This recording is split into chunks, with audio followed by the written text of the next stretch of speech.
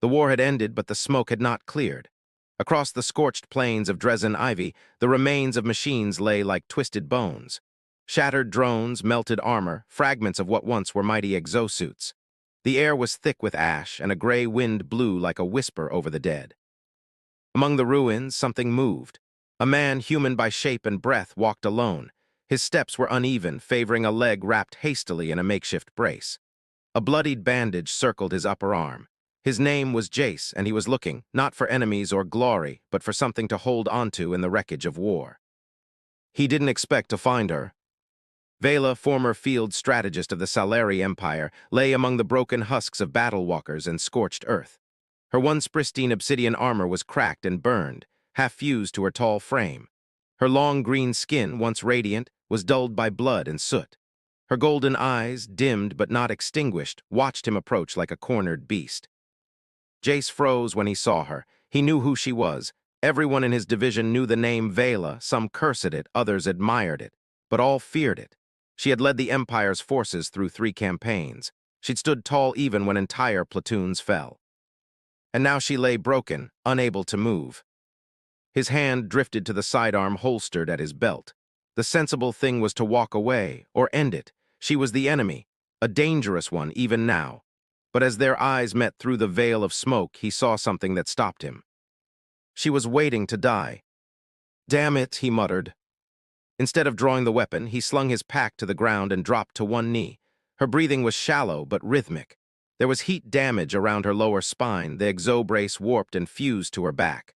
Her legs were motionless. "Can you hear me?" he asked, tapping his chest, then pointing to her. She gave the slightest nod. He didn't speak again.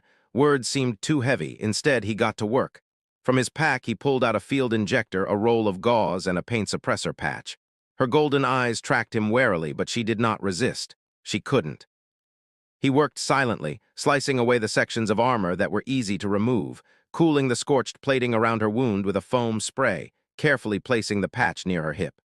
When he shifted her slightly, a rough sound escaped her throat, a mix of pain and shame. "Sorry," he muttered, "this is going to suck."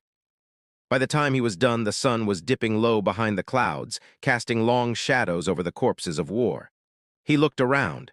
They couldn't stay here, not with predators, scavengers, and automated sweepers still roaming at night. He rigged a sling using the tarp from his survival kit, threading it through a broken transport axle to serve as a drag sled. It wasn't elegant. It was barely functional, but it would work. "I'm not leaving you here," he said aloud, more to himself than her. "So you're coming with me." He slipped his arms through the makeshift harness and began to drag. The journey through the wasteland was agonizing. Every step was a battle. His boots slipped in the soot. His limbs screamed from the strain. Behind him, Vela remained mostly silent, the occasional grunt of pain the only sign she was still conscious.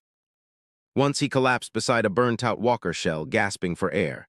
She turned her head toward him, eyes narrowing, not with scorn but with something else. Curiosity, pity, he couldn't tell. "Don't look at me like that," he wheezed. "You're heavier than you look." Night fell as he reached the edge of a broken ridge. Half buried in rubble, he found what he'd hoped for, an old bunker door, rusted but intact. It groaned open with a shower of dust and stale air. Jace dragged her inside. The interior was dark, lit only by emergency lighting. The bunker had clearly been used during an older war, bed frames bent with age, supply crates emptied, walls streaked with faded warnings. But the medbay was still intact, powered by a backup generator that hummed when he flicked the switch. He laid her gently on a stretcher. "You're safe now," he whispered. She didn't answer, but her eyes followed him and her expression shifted just slightly. He collapsed against the opposite wall, too tired to even drink water. His hands trembled. His vision swam. Still, he didn't sleep until he checked the door was locked, the air filters worked, and the med scanner was still functioning. As the quiet filled the room, broken only by the hum of machines and her shallow breath, he thought he saw a glint of something unfamiliar in her golden eyes. Not pride. Not pain. The bunker was silent, filled only with the distant hum of the air filter and the occasional creak of aging metal. It smelled of dust, copper, and old regrets. Vela lay still on the stretcher, her body aching from movement, from stillness, from being. She was used to war camps, command rooms, loud voices, and sharper orders. Not this, not silence. Jace, after a long rest, had risen early. His hands were still shaking from the effort of dragging her through ash and wreckage, but he moved with purpose. He rummaged through storage lockers, checked broken systems, and looked over the rudimentary medbay again. It had enough supplies to keep them alive, maybe even help her heal, if she let him. Vela watched, her golden eyes sharp. She had survived worse pain, but not this helplessness, not this humiliation. Her legs didn't respond to her commands. She couldn't rise, couldn't walk. She was no longer a warrior, at least not the way she had been. Jace noticed her gaze. "Hey," he said gently, "you awake?" She nodded once. He approached with a hydration tube and a nutrient pack. "You need to drink something." She stared at the tube like it was poison. "I'm not going to kill you with rations," he said, trying to smile. "If I wanted you dead, I'd have left you there." Vela's lips curled into a faint scowl. Her pride was a wall, tall and unyielding. Still, she let him feed her. Small sips, awkward movements. Her throat burned at first, but it was something. Jace didn't flinch from the work. He was used to hardship. She could see it in the way his eyes never fully rested, the way he moved like someone always half ready to run. "What is this place?" she asked at last, voice dry and cracked. "Old outpost," he replied. "From a war 2 decades ago, not much left but walls and dust. Lucky for us, the med systems still run." She glanced around, nostrils flaring. "You brought me to a grave." "No," he said. "I dragged you out of one." She stared at him for a moment and something shifted in her eyes. Not warmth, but not ice either. By the third day, Jace had managed to stabilize her vitals. He cleaned her wounds with antiseptic, replaced dressings, and gave her pain management doses in careful amounts. Each time he touched her, she flinched, not from pain, but from unfamiliarity. In her world, weakness meant death. But here, with this human soldier watching over her, weakness became something else. Vulnerability. One afternoon, she tried to sit up. "Slow down," Jace warned. She ignored him. Her arms shook with the effort, but she refused to stop. With a growl of pain and defiance, she managed to push herself upright on the stretcher. Sweat beaded along her brow. She was trembling, but upright. Jace knelt beside her, steadying her. "That's progress," he said. "Real progress." "I am not a child," she spat. "No," he said. "You're a fighter and you're still alive." She looked away, but didn't push him off. Days turned to a week.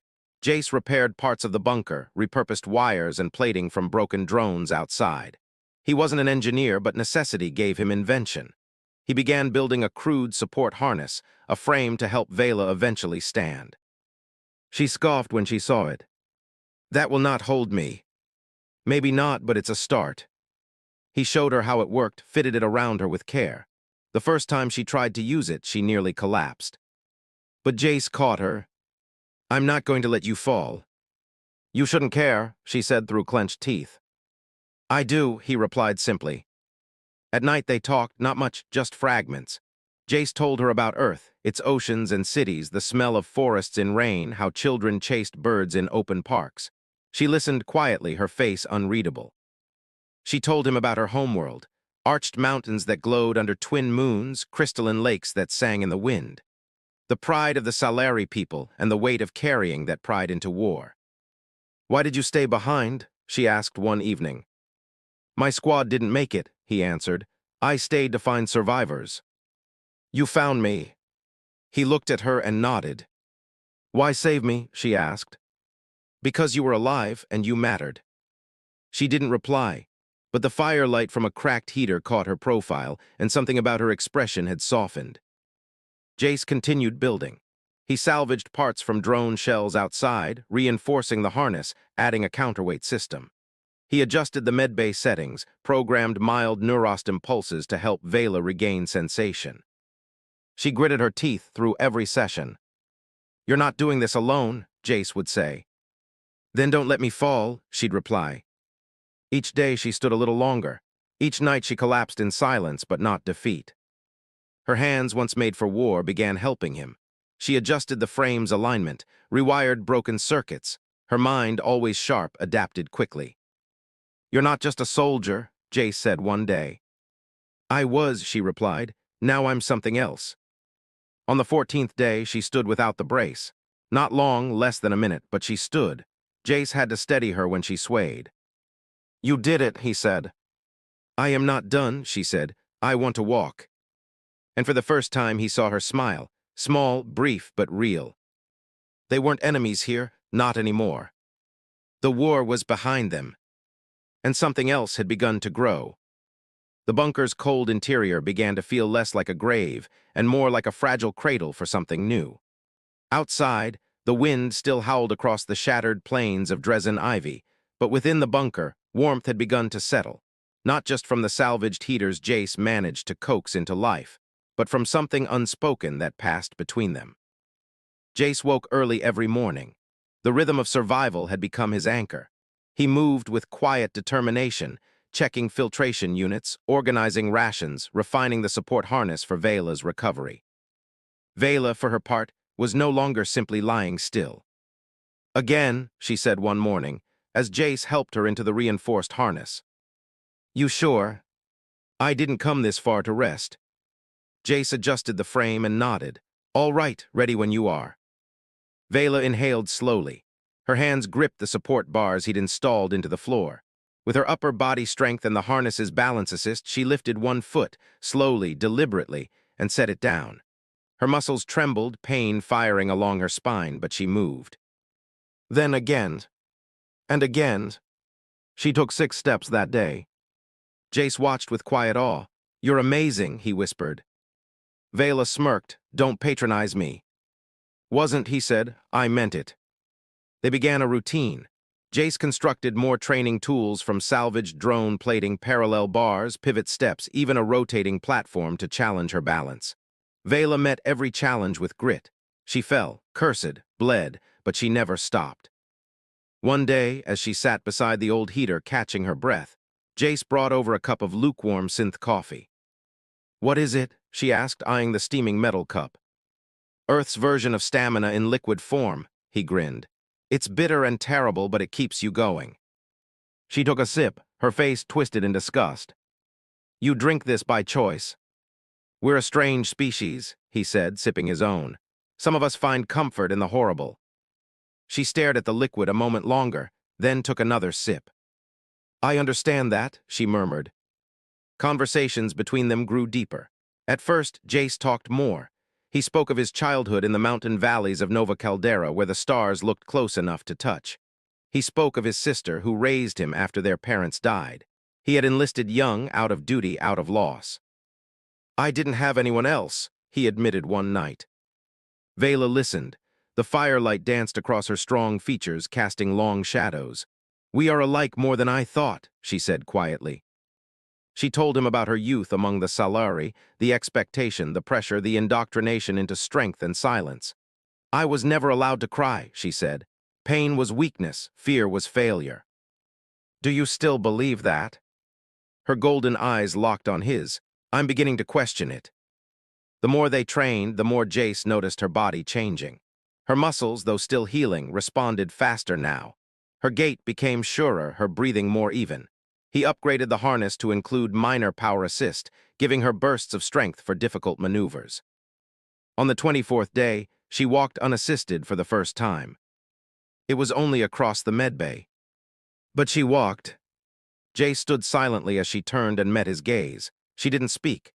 She didn't need to. Her pride, her relief, her gratitude, all of it was there in her eyes. He gave a short nod. And she smiled. Not every day was victorious. There were setbacks, nights where pain lanced through her spine, where she collapsed mid-step and had to be carried back to the cot. Jace never made her feel small. He waited, tended, encouraged. "Progress isn't a straight line," he'd say. "It curves, loops, but you're still moving forward." One night, while the wind screamed outside and dust shook loose from the ceiling, they sat by the heater again. "Do you think you'll go back?" she asked. "To Earth? To the war?" He shook his head. "I think I've done enough fighting." She nodded slowly. "What about you?" he asked. She didn't answer right away. Then, "I thought my place was only in battle, but here, without orders, without rank, I felt more alive than in years." "So maybe your place is here." "With you." He met her gaze. "If you want it." Her voice was quiet. I'm not sure I deserve it. Jace reached over and gently took her hand. You deserve more than you know. The next morning she initiated the touch. Not romantic, not yet. But as Jace adjusted the frame straps, she laid her hand atop his, steadying him. Thank you, she said simply. It was the first time she'd said it. Jace smiled, warmth spreading in his chest. Any time. They fell into a rhythm. Training, eating, resting, talking. Jace carved small marks into the wall beside the heater, one for each day since they arrived. By the 33rd mark, Vela was walking the length of the corridor twice without aid. One afternoon, she reached the entrance. Outside was ash and ruin. I want to go up, she said. You're sure? She nodded. They stepped into the outside together. The wind was sharp. The sky was a pale yellow haze, but the world was open and Vela stood tall beneath it. I didn't think I'd see the sky again, she whispered. Me neither. It's ugly. Yeah, but it's ours. That night she didn't sleep. Instead, she sat across from Jace, watching the shadows flicker across his features. When you look at me, do you still see the enemy? He looked up slowly. No, I see the woman who taught me how to hope again. Her throat tightened. And you, he asked, what do you see when you look at me? She studied him. I see the man who stayed when everyone else walked away. Silence. Then Jace stood and walked toward her. He paused inches from her, waiting. She didn't back away. He leaned down slowly, their foreheads touched. Not a kiss. Something deeper. Thank you for not leaving me, she whispered. Thank you for fighting your way back. Beneath the dying lights of a forgotten war bunker, surrounded by ruin and ash, two souls began to recognize each other, not as savior and soldier, not as human and alien, but as something else entirely. Something that lingered. Something worth saving. The days bled into one another, each marked by Vela's growing strength and Jace's steady care. What had once been survival became routine, one filled with quiet companionship, tentative hope, and the slow transformation of something broken into something whole. But even peace in a bunker couldn't last forever. It was Vela who first heard it. She had been practicing standing without the harness, her legs trembling from the effort when her ears twitched. A sound, not the wind, not the heater. A crackle, soft, erratic radio static. Jace, she called. He turned immediately, wiping his hands on a rag. What is it? Listen. He moved closer. The sound grew louder. Jace crossed the room to the old radio station mounted beside the control terminal. It was blinking faintly. No way, he muttered. He turned a few knobs, adjusting the frequency. Then, a voice, garbled but unmistakable, cut through the static. Human outpost, Tressin Quadrant, survivors respond. Jace's face lit up with a mixture of disbelief and hope. It's them, someone's out there. Vela's breath caught. Her eyes stayed on the radio, unreadable. He grabbed the mic. This is Jace Marin, Unit 4287. I have one injured, one active. Coordinates uploading now, requesting evac. A pause. Then copy that, Jace Marin. Evac dispatch initiated. Stand by. He turned to Vela, beaming. They're coming. She didn't smile, didn't speak. Her expression remained still. Later that evening, Vela sat alone in the corridor, her back to the wall, her eyes closed. The familiar sting of anxiety gnawed at her gut. She had not expected rescue. Not like this. Not after everything. Jace found her there. He didn't speak at first, just sat beside her, offering quiet. You're not happy, he said gently. She opened her eyes. They will come for you, not me. They said evac, both of us. That's not what I meant. Jace studied her. You think your people will come too? She shook her head. They already came, they saw me broken, and they left. He looked down. I'm sorry. Don't be, she said, her voice low. It taught me something. It showed me what they truly are. 2 days later, the signal changed.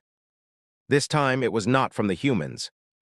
The voice was clinical, familiar to Vela in a way that made her shoulders stiffen. Unit designation, Commander Vela. Status acknowledged. Medical extraction team dispatched. You are ordered to comply. Jace froze, Vela's jaw clenched. They found you, he said quietly. They always knew, she replied. They waited, now they come to reclaim me. He turned to her, do you want to go? She didn't answer. That night, the silence in the bunker felt different, heavy. Vela stood on her own for longer than usual, using the wall for support. She stared at the faded insignias painted near the door, relics of a different war. Jace watched her from the shadows. If you leave, he said finally, I won't stop you. She turned, but you want me to stay. He nodded, yes, but only if it's your choice. Vela walked slowly toward him. Her gait was uneven, but she didn't stumble. You gave me a choice when no one else did, she said. That matters. He held her gaze. What do you want? I don't know, she admitted, but it's not them, not anymore. On the fourth day, both signals grew stronger. Human and Salari. Two fates pulling in opposite directions. Jace began packing supplies, preparing the bunker for departure. Vela helped, her movements still slow but determined. They spoke little, but their silence was no longer filled with doubt. It was a silence of decisions being shaped. What if they force you to return? Jace asked. They can't, she said. I'm no longer theirs. Then come with me. She looked at him, long and deep. Yes, she whispered. The day before pickup, Vela received a final message. Commander Vela, last warning. Comply or be designated enemy of the Empire. She deleted it. That night she and Jace stood outside, beneath the bruised sky. Stars barely visible, dust clinging to the horizon. He took her hand. No matter what happens, he said, we face it together.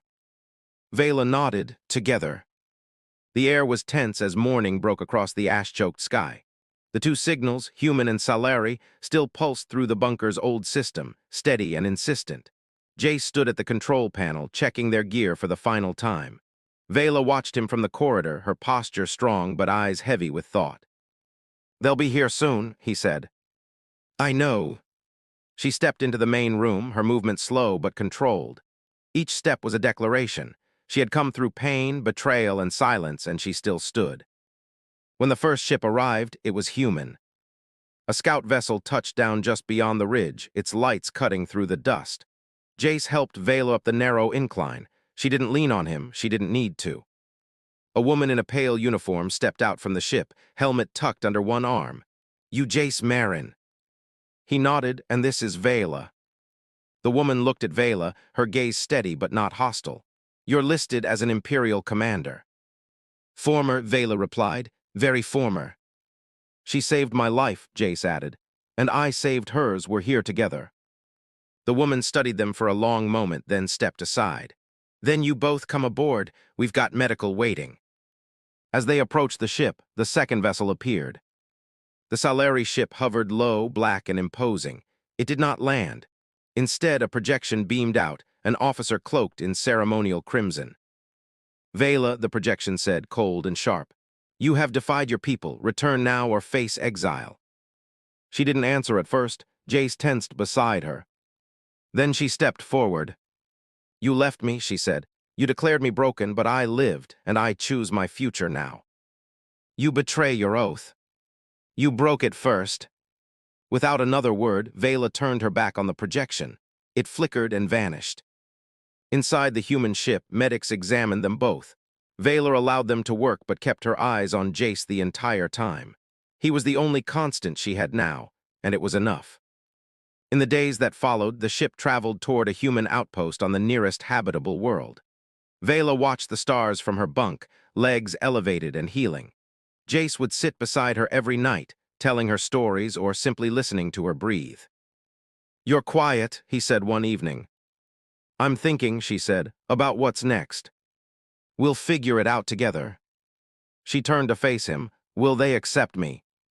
I do, he said. That's a start. Months passed. Vela's body healed slowly, but her spirit thrived. She learned the Human language with greater ease, began assisting in cross-species rehabilitation programs, and even took part in rebuilding efforts on former war-torn colonies. She never took orders again. Jace remained by her side, sometimes as her translator, other times as her partner in diplomatic efforts, but always as her anchor. On the day she walked without assistance through the halls of the Allied Council, Vela was no longer an exile, no longer a soldier left behind. She was a bridge. And Jace, he was no longer alone. One night, as they stood on the balcony of their shared quarters, Vela turned to him. "You saved me when you had no reason to." He looked out over the lights of the human settlement. "You kept fighting when everyone else gave up." She stepped closer. "Do you still see me as a soldier?" He turned to face her. "I see you, all of you." Her hand found his. "Then come with me, wherever this path goes." His fingers curled around hers. Always. Beneath stars that had once been witness to war, two souls found peace, not in forgetting the past, but in rewriting what came after. Not enemies, not survivors, just Vela and Jace, partners in a future of their own making.